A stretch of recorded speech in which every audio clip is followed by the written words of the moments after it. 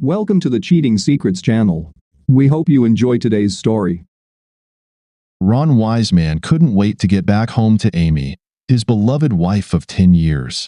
She wasn't just a beautiful woman who kept herself in great shape, but also a fantastic cook and the best lover a man could wish for. The day before, Amy mentioned that she would like to invite her new boss, Mike Armstrong, over for dinner. According to her, he wanted to meet her husband and get a feel for her family's atmosphere. Ron saw nothing wrong with it and said he would like to meet her new boss, especially since the last two people in that position had not lasted long and left under somewhat mysterious circumstances. The very last person in that position quit after just a few months, claiming he needed an extended creative break in Sri Lanka to find himself. And the person before him was found decapitated in his garage with his hands tied behind his back. The police declared it a suicide, but his genitals, which had been surgically removed, were never found. Ron noticed the time and sent a message to his wife before locking his office, letting her know that he was already on his way. Her response came instantly. "We'll see each other soon. Love you." Ron said goodbye to his secretary and headed home, only stopping to buy a bouquet of roses for his wife. He enjoyed doing things like that to surprise her, and she loved receiving tokens of his love. She also liked thanking him for small gifts. Ron turned onto the driveway leading to his house, noticing a black Mercedes parked by the curb in front of his home. At least this person had the sense to stay away from my driveway, Ron thought to himself. He entered the house and saw a well-dressed man in his mid-40s sitting on the couch. Ron sized him up. He was quite tall, appeared to be in good shape, with a hint of gray at his temples. He was cleanly shaven, and there was a perpetual smirk playing on his face. He stood up with a crooked smile as Ron entered the room and extended his hand. Ron shook it before apologizing. He went to the kitchen and handed Amy the bouquet before enveloping her in his arms. Her face lit up as she took the flowers. "I'll have to properly thank you for this later," she whispered. Ron kissed his wife's pretty face, placing his hand on her backside. "Now, be a good host and go say hello to Mike," she said. Ron kissed her again and returned to the living room. He approached his bar with drinks and offered Mike a glass of whiskey, which he accepted. The two men sat in the living room after Ron poured the drinks. "You've got quite a wife," Mike remarked, his smirk becoming even more noticeable. "I have to agree," Ron said. "She's the meaning of my life." "Then I suppose you'll understand why I'm about to tell you what I'm going to do," said Mike. "Really?" Ron asked. "What is it?" "I'm going to fuck your pretty wife," Mike said. "She'll enjoy it, and you'll watch." "Hold that thought for a second," Ron said. "I'll be right back." He walked into the kitchen. "I'm going to show Mike around a bit," he said. "We'll be back soon." Amy gave him a knowing look. "Don't be long, dear," she said. "Dinner will be ready in about 15 or 20 minutes. "Great," Ron said. He returned to the front room. "I hope you didn't tell your wife what I said," Mike said. Ron shook his head. No, said Ron. "Let's go to my cave, okay?" he said, gesturing for Mike to follow him. Mike stood up and followed Ron into his office, also known as his personal man cave. Mike looked around at what adorned the walls. In addition to photos on the wall, there were several official commendations, medals, knives, and guns, as well as a few swords. "So, you're planning to fuck my wife, huh?" Ron asked. Mike nodded. "Yes, I am," he said, grinning. "Do you have a problem with that?" "I take it my wife never told you about me," Ron said. "She told me you're an accountant who does research for some special operations group," he said. "Yes," said Ron, "that's true. I am a certified accountant, and yes, I do work for a combined federal and private operations group, but I haven't always been an accountant." "Oh?" said Mike. Ron pointed to the items on the wall. "You know, I used to serve in the military. Back then, I was a scout sniper," Ron said. "Most of my 150 confirmed sniper kills were at distances of 300 to 600 meters, but I successfully hit targets at up to 1,200 meters. That's over a kilometer, and at that distance, you'll never hear the shot. 1 second you're alive and breathing, and the next, you're dead." He pulled out a drawer from his desk and ran his hands over his knife collection. Mike was getting uncomfortable by this point, and it got worse when Ron pulled out a very large knife. "I'm also quite fond of close-range kills," he said, holding the sharp blade so Mike could see it. "There's nothing like seeing your enemy take their last breath up close and personal." Mike's face went pale, and his smirk disappeared. "Listen, Ron, this is nothing personal," Mike muttered. "Oh, but it is personal, Mike," said Ron. "You just told me you're going to fuck my wife and expect me to watch. That makes it very personal for me. I just want you to know what you're risking. You see, I believe in the old saying that an ounce of prevention is worth a pound of cure. I'm sure you understand." He glanced at his watch. "Oh, I think dinner will be ready soon. We'd better head back," he said. Mike nodded and watched in horror as Ron threw a knife at a thick target on the far wall. The knife hit dead center before embedding halfway. "I like to practice," Ron said to Mike, who was now pale as ash. They made their way to the dining room, where Amy had set the table for three, placing the bouquet Ron had brought home in the center. As always, she seated Ron at the head of the table, Mike to his left, and herself to his right. They sat down, and Ron took Amy's hand. He extended his hand to Mike. "We like to say a prayer before meals," he said. Mike cautiously took Ron's hand. Amy and Ron bowed their heads and closed their eyes. Mike followed suit, unsure of what to expect. "Lord," said Ron, "thank you for this food we're about to eat. Thank you for your many blessings on our home and family. May you continue to bless us with your wisdom and grace. Amen." "I hope everyone enjoys this," said Amy, uncovering the plates to reveal juicy Cornish hen, one of Ron's favorite dishes. "I started cooking it on a slow fire this morning." "It's delightful, dear," said Ron, taking a big bite. "Don't you agree, Mike?" Mike nervously nodded in agreement. "Yes, it's very tasty," he said. "You cook wonderfully, Amy." Ron noticed Mike nervously looking at him as he praised Amy's cooking. "Don't worry, Mike," he said. "I never kill anyone at the dinner table, do I, dear?" Mike's face turned pale as Amy nodded approvingly. "Not without good reason," she said. "It can get quite messy, and I really don't like having to scrub blood off the tablecloth," she added. "After all, it's over 100 years old." "By the way, dear," said Ron, "Mike told me he plans to fuck you, and he wants me to watch. Did you know anything about this?" "Really?"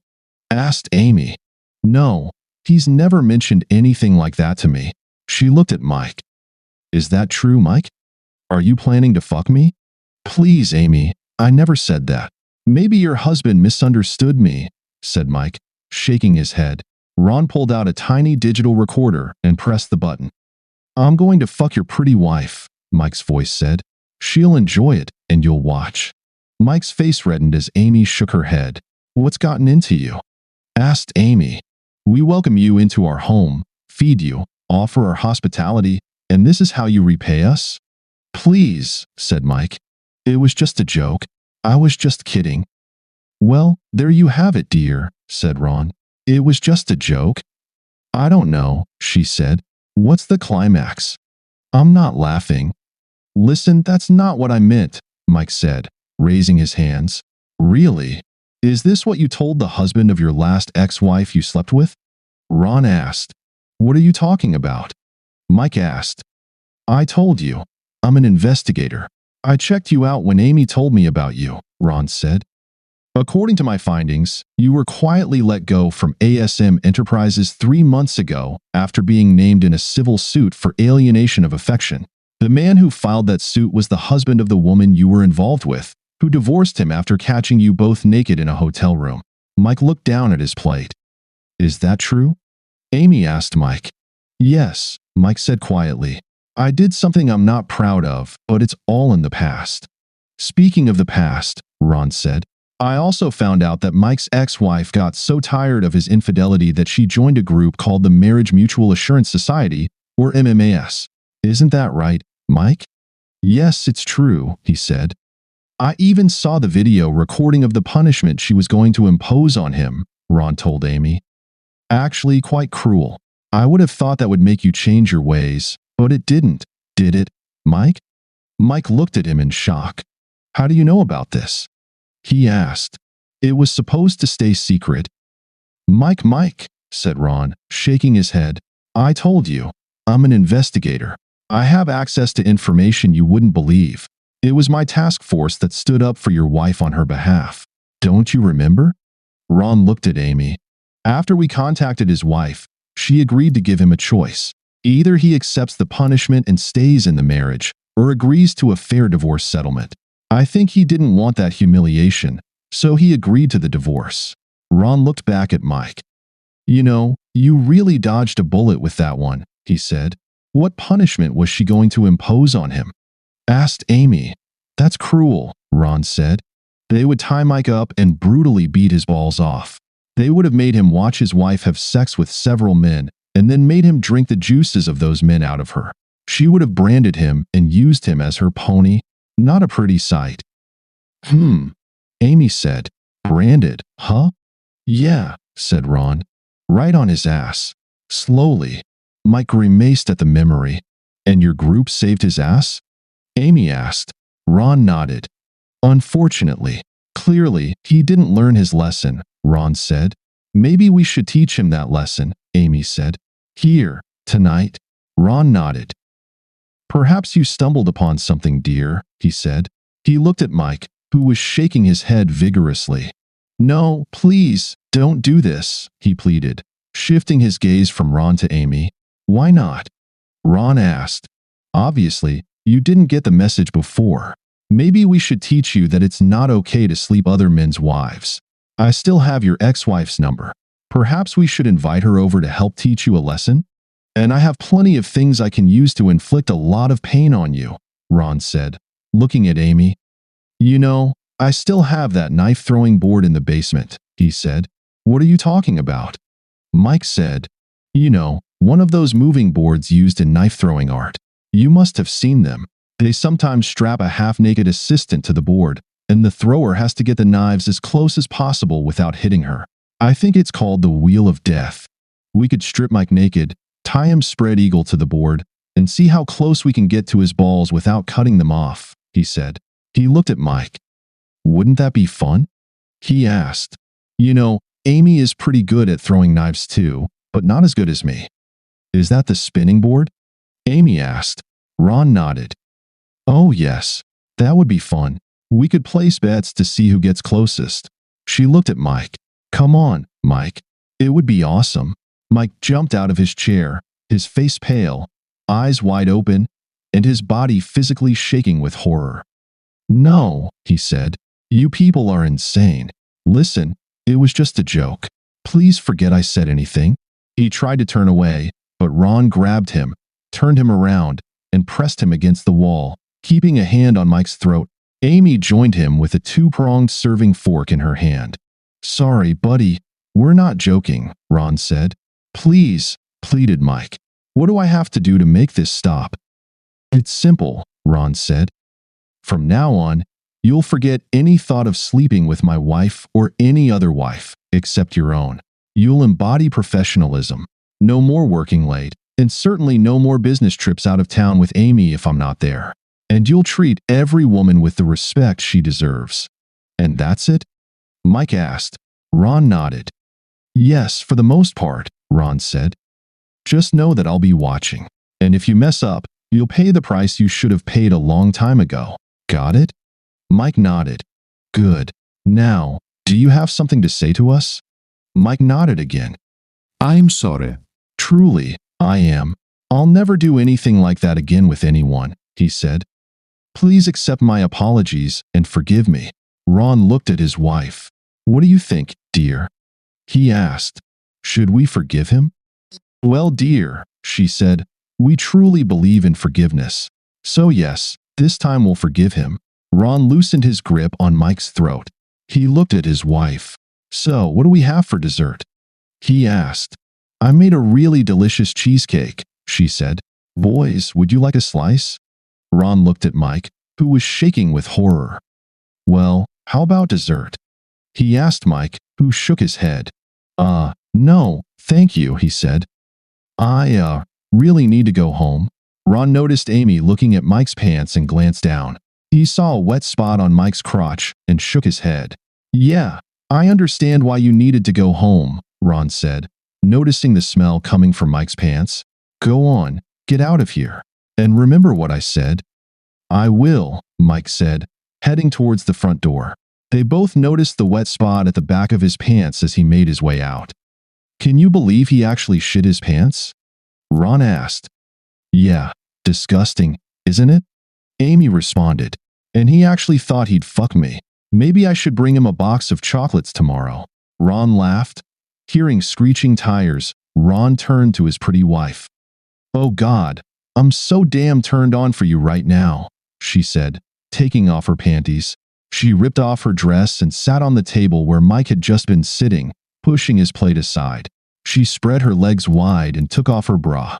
Take me, right here and now, she said. Ron lowered his pants and approached her. Do you think this cheesecake will last until tomorrow? Ron asked. Amy nodded. Oh yes, she said.